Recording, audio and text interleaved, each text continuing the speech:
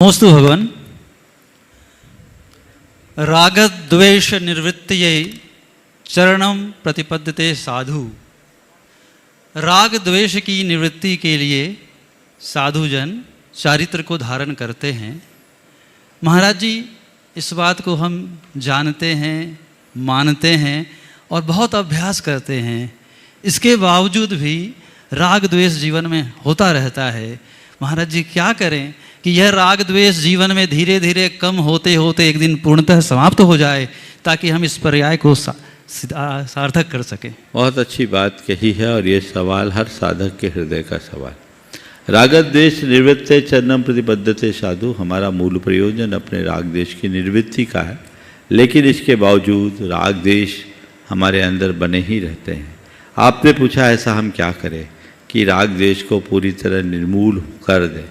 देखिए, सबसे बड़ी बात तो मैं ये मानता हूँ कि राग द्वेष को हम अपने लिए हितकारी मानना शुरू कर दें और उनके निवारण की लिए कमर भर कस लें, तो आज नहीं कल हम राग द्वेष से निवृत्त होंगे। ये बीमारी पुरानी है, तो जब पुरानी बीमारी होती है वो एक दिन में दूर नहीं होती, लंबे समय तक उसका ट्रीटमेंट लेना पड़ता है। लगता है इतने दिन से दवाई खा रहे हैं, आराम नहीं मिल रहा है, उसके बावजूद दवाई खाना पड़ती है, क्योंकि आपको पता है दवाई खाने से आराम नहीं मिल रहा है तो ठीक है, दवाई बंद कर देंगे तो बीमारी और बढ़ जाएगी। तो ये दवाई बीमारी को जड़ मूल से भले नहीं उखाड़ पा रही है, बढ़ने से तो रोक रही है। अगर कोई दवाई बीमारी को बढ़ने से रोक दे तो उस दवाई को भी बड़ी कारगर दवाई माना जाता है। और राग द्वेष की बीमारी एक दिन की नहीं है, वो अनादि की बीमारी है। ये एक दो डोज में जाने वाली भी नहीं है। उसके लिए कई भवों तक हमें पुरुषार्थ करना पड़ता है। हम तीर्थंकर परमात्माओं के इतिहास को देखें,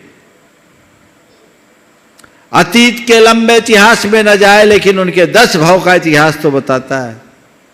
हर भाव में उन्होंने साधना की, हर भाव में उन्होंने त्याग तप का आचरण किया, तब धीरे धीरे धीरे जाकर 10वें भाव में उनकी बीमारी की जड़ मिटे। इसलिए रत्नत्रय की बूटी से ही ये बीमारी जा सकती है।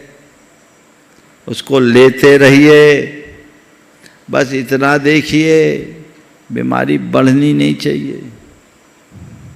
बीमारी मिट नहीं रही है, चिंता नहीं, बढ़ रही है तो खतरा है। तो अब हर साधक को प्रथम दृष्टया ये देखनी चाहिए कि मेरी स्थिति क्या है। जहां मैं कल था आज उससे बेहतर हूं कि नहीं, कदाचित बेहतर नहीं, कोई चिंता नहीं। बुरा तो नहीं बना, साधु बना था। उस समय मेरे हृदय में जितने राग द्वेष थे, साधु बनने के बाद यदि बढ़ गए तो ये केवल ऊपर का चोला है, और थम गए तो समझना मैंने रास्ता बदला है, मैं सही साधक की दिशा में बढ़ रहा हूं। इसलिए दवाई लेते रहिए, आराम केवल और केवल इसी से मिलेगा। ये इस बात को लेकर हताश मत होइए, अरे इतने दिन से दवाई खा रहे हैं, बीमारी जा ही नहीं रही है। ये बीमारी जाएगी भी नहीं, धीरे धीरे ही जाएगी। और जो हम दवाई ले रहे हैं वही लेनी पड़ेगी। धीरे धीरे डोज बढ़ा दो, समझ गए? धीरे धीरे बढ़ाओ। वो भी व्यक्ति के सत्व को देखकर डोज बढ़ाया जाता है, उसी से बीमारी ठीक हो।